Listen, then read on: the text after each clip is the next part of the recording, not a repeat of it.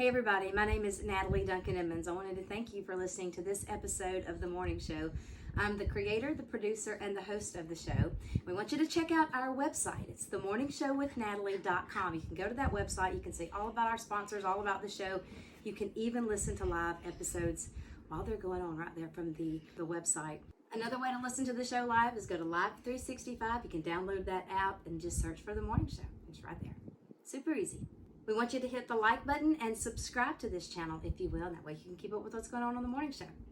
Thank you. I hope you enjoy it. My name is Natalie Duncan-Emmons, and you are listening to The Morning Show. It's Thursday morning. You know what we do on Thursday mornings. Well, we like to throw it back. And I'm excited about today because I've got an old friend of mine right here on The Morning Show. I hadn't seen him in a while, but I still remember John Rulapaugh. John, are you there?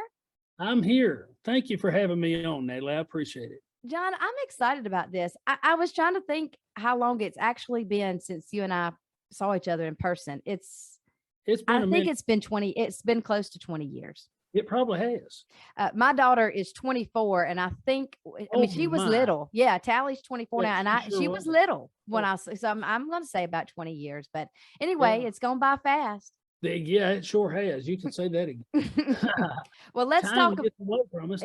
It sure does. Seems like yesterday. I think I could go back to that night and pick up right where we left off and just laugh and cut up and have a big time. But that's the way it is with friends. You know, you don't have to be present with each other in order for the friendship to last. And you're exactly just right. Kind of pick up where you left off every time. I love that. That's one of the things I love so much about traveling and doing gospel music through the years is, we were in a different town every night.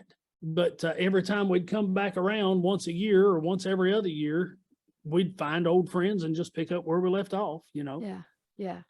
And there's something about being with God's people. There's a connection there, and it's like a thread that just connects everybody. So absolutely. Fun times. Well, I want to tell everybody just a little bit about John Rulapaugh.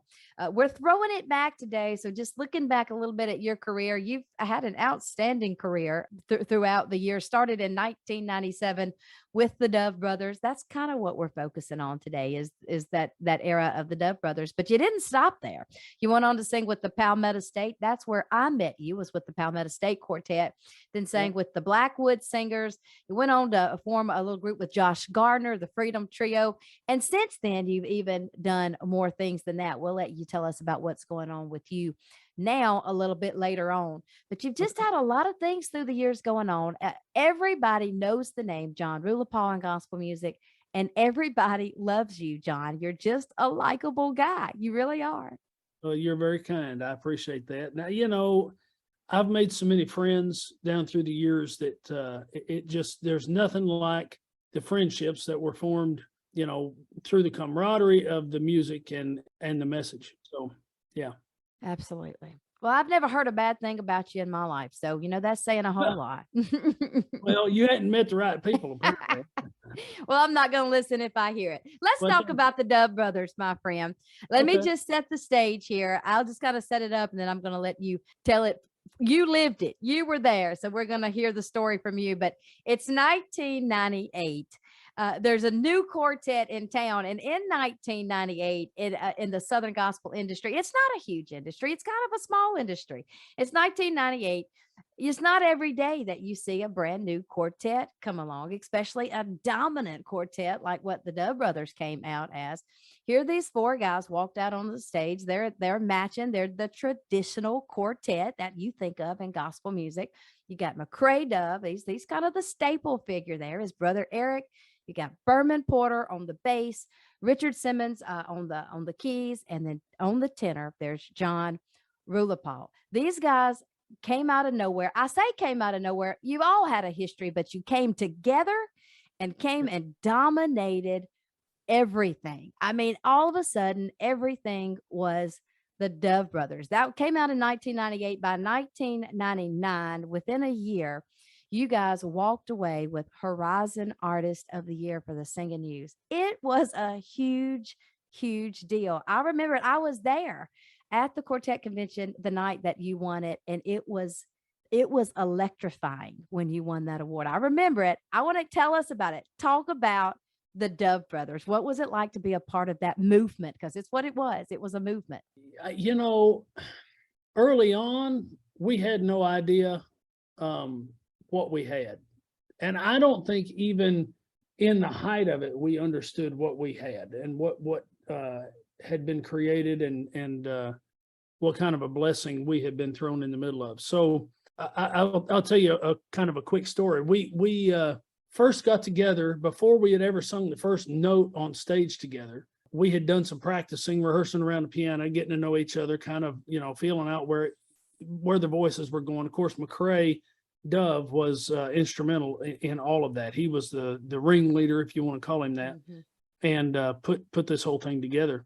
But we went to Nashville to meet with Bill Traylor at Homeland Records. And Bill took us in and put us around a piano in his office and just had us sing a little bit. And we sang. And he said, you know what? Hold on. I got to make a phone call. And so he goes and he makes a phone call and he came back. This is the way I remember it. It may not be exactly the way it happened, but this is the way I remember it. It wasn't long. And Becky Simmons of the Becky Simmons Agency came through the door and she sat down and Bill said, okay, now do that thing again. And we did the same thing. We sang around the piano and whatever. And on that day, it was solidified that we not only had a record agreement with Homeland Records, which at the time was the home of the Cathedrals.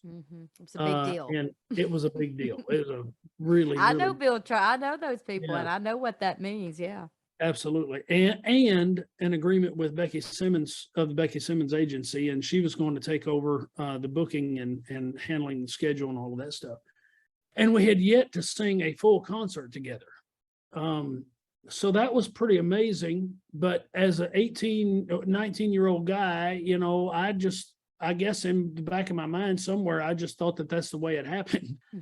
Yeah. Now, 20 some odd years later, I look back on it and I know that's not at all the way things happen. Yeah. Especially if you ever try to make it happen again, you realize. Forget. Yeah. And believe me, I've done that too. Yeah. Since, Yeah. But to go from that place to receiving the Horizon Award, and then within just a few short years, they named us Group of the Year, and it was an incredible ride. And the Lord blessed it in spite of me, in spite of us. God had His way, and people's lives were touched by the music.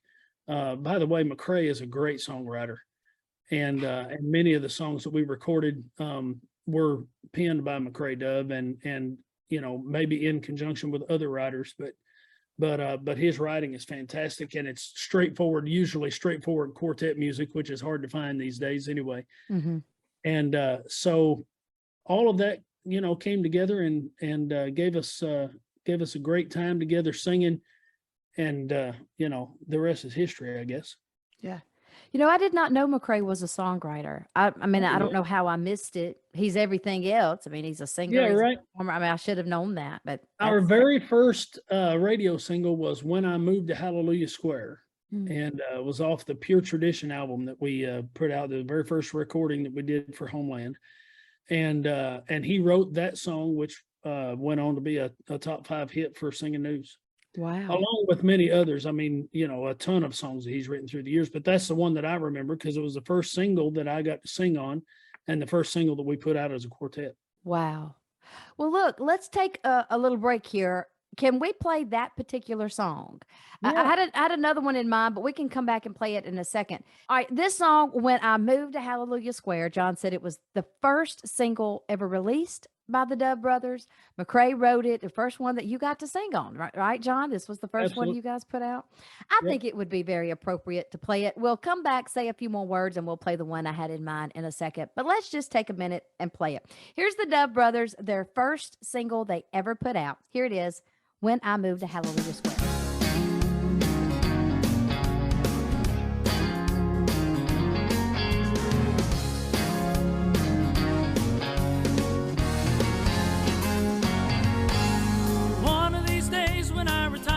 Life, there'll be no heartache, there'll be no more strife. It's just across the river to a land so fair. It's a place that they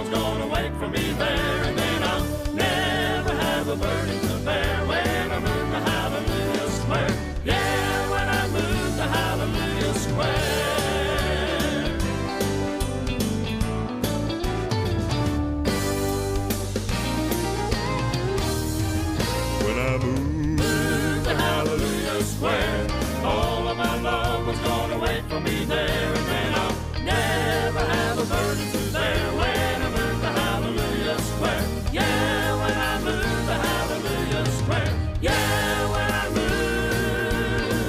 to Hallelujah Square.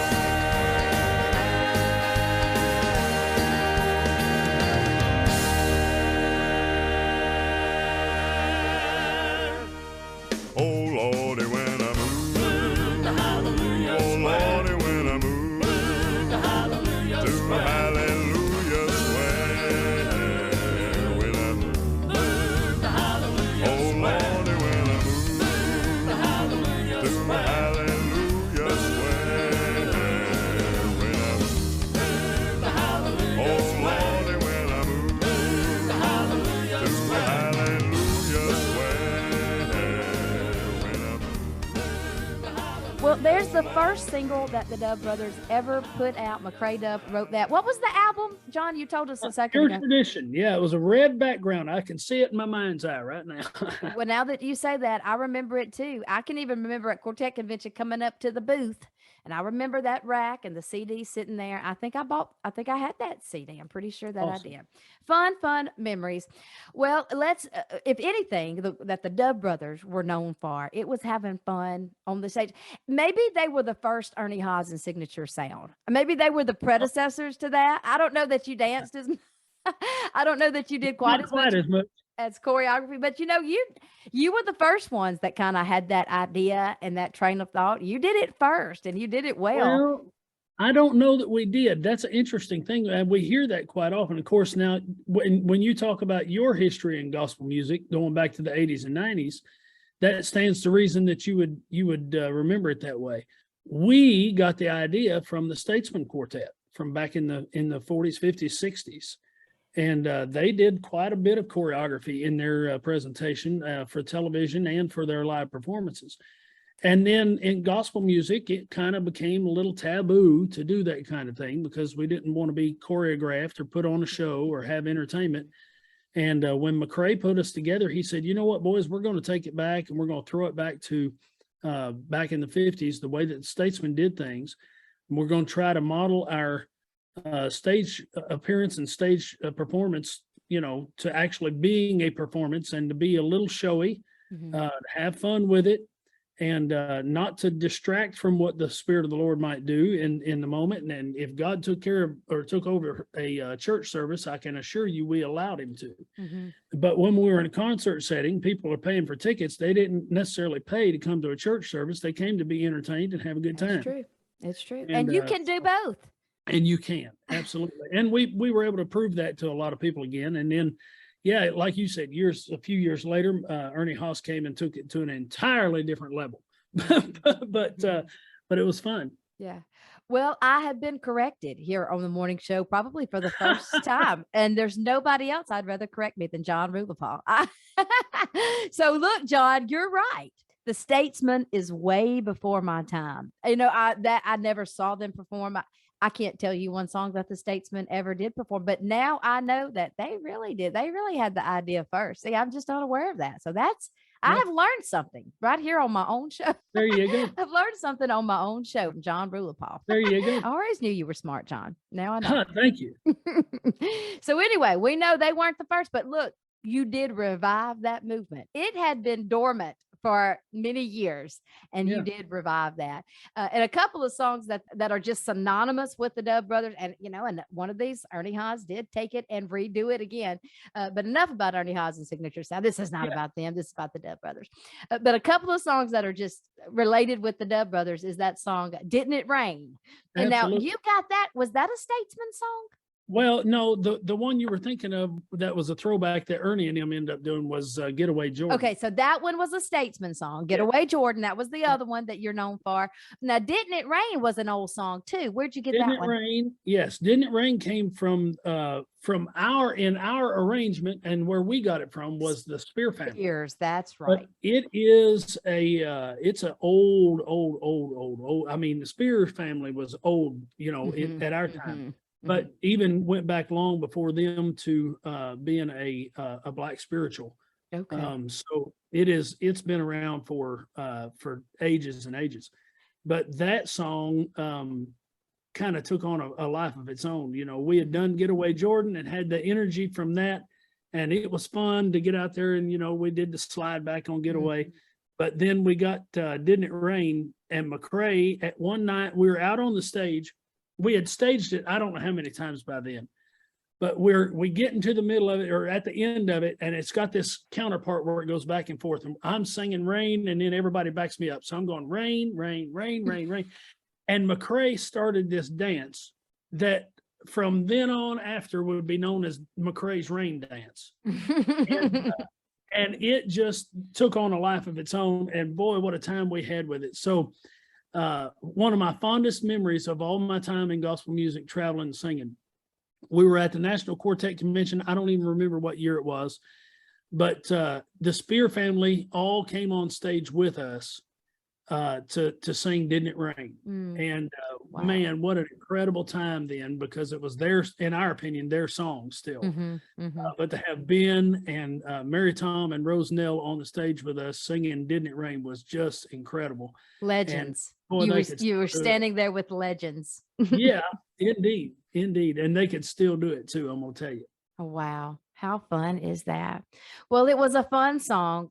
The Dove Brothers were just a fun group. The Dove Brothers changed it all. They'll never be forgotten. I think we talked to McCrae not too long ago. He said every once in a while, the Dove Brothers will come back and sing together. John, are you a part of that or somebody else? Oh, singing with you? absolutely. Yeah. No, I'm thankful, and I'm just going to be really transparent and honest and real with you for a minute, Natalie. We went through a stage of life after I left the quartet. It wasn't the best breakup. I'm just going to be honest. I left with a bad attitude and kept it for a long time. And that caused there to be a separation between us, the friendships and everything else. Mm-hmm. And the Lord did a work in all of us in order to mend that. And just in the past few years has allowed us to return to the stage together again. And the camaraderie that we have now, the friendships that we have now are entirely different than they were then. It's not based off of our need for any type of success or any type of a desire to do any more than what we're already doing. We love getting together, once every few months rather, and doing a reunion concert. And it's fun again. We love the music. We love the friendships and camaraderie. And there's just something special on that stage when we're together that I have not experienced since I was with the Dove Brothers, and had never experienced it before I was with them. Yeah. And so that has been just an incredible opportunity, I think, for all of us, but for me especially, to have the relationships restored and the friendships restored, and still have the opportunity to do the music together. John, that is an amazing story. And just to hear you tell us about that is literally made my week right here. That's maybe one of the most special things I've heard here on the morning show. I'm so glad you told us that. And I'm sure that getting together now is different, and it's probably more fun. You're not trying to make a living now. You're not trying to make a career. That's done. That's established. You're just enjoying making music with your friends now. Yeah. That's what you do. And, I think God sometimes, a lot of times, he ordains certain people for certain times with a certain purpose. And I think that's what he did with you guys. I think there was a certain purpose for the Dove Brothers, and you did it, and you did it well. And a lot of people enjoyed that and got so much benefit from it. And you left your mark. You'll always be remembered for that time and that era. And you made us better people for getting to know the Dove Brothers. Well, I'm glad. And that's really what we're all aiming to do, isn't it? As followers of Christ, we try to point others to Jesus and hopefully make a difference in somebody's life every day. Yeah, absolutely. Well, John, I'm a little torn. I love Didn't It Rain and I love Getaway Jordan. I know those were the two big songs that the Dove Brothers would often end with, and it was so showy on stage. Which one of those should we play this morning? Well, I'm a fan of both songs, but I got to tell you, I loved singing Didn't It Rain. I was hoping you would pick that one. Yeah. So, let's do that one.